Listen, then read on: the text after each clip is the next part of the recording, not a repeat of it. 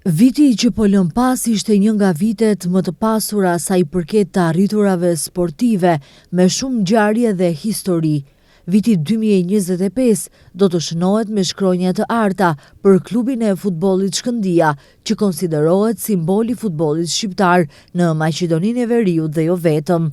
Ekipi i kuqezi në kampionatin 2024-2025 për të pestën herë u shpall kampioni i Maqedonisë së Veriut në futboll, sukses i cili ja hapi rrugën për pjesëmarrje në garat evropiane, ku në 3 kompeticionet që organizohen nga UEFA, si në eliminatoret e Ligës së Kampionëve, Europa Liga dhe së fundi edhe në Conference Liga, shënoi 6 fitore, 2 barazime dhe 6 disfata dhe arriti të sigurojë kualifikim në fazën e eliminimit direkt në UEFA Conference League, që do të thotë se ka të sigurta edhe 2 ndeshje evropiane.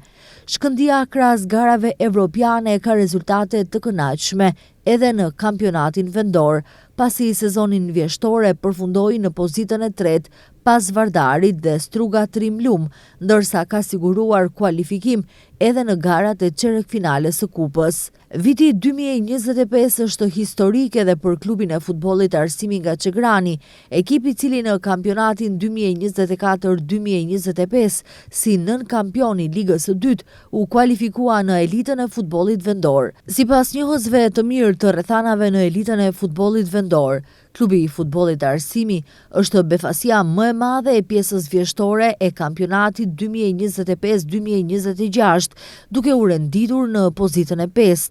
Kur flasim për të arriturat e sportit në vitin që po lëm pas, patjetër duhet të përmendet edhe suksesi i klubit të futbollit të femrave Luboteni, që krahas titullit kampion dhe Kupën e Maqedonisë me dinjitet u prezantuan edhe në garat evropiane, pasi u kualifikuan në fazën e dytë.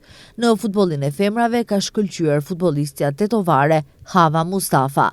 Sa i përket ekipeve tetovare të volejbollit, si në kategorinë e meshkujve ku kanë ngaruar Universiteti i Tetovës, Shkëndija dhe Liria, po ashtu edhe Universiteti i Tetovës në kategorinë e vajzave në ligën e dytë, ka pasur mjaft sukses.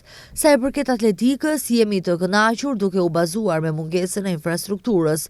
Megjithatë, ekipet kanë regjistruar rezultate të kënaqshme si Studenti i Shkëndija, por edhe klubi i atletikës Kamjani, që ka rezultate shumë të mira me kategoritë e reja. Rezultate mesatare kanë shënuar edhe ekipet e karates, por veçohen 2 karateistët e klubit të karates Fati, Erda Ziberi dhe Isa Elmazi. Shpresat mbeten që viti 2026 të jetë shumë më i suksesshëm për sportin tetovar dhe jo vetëm.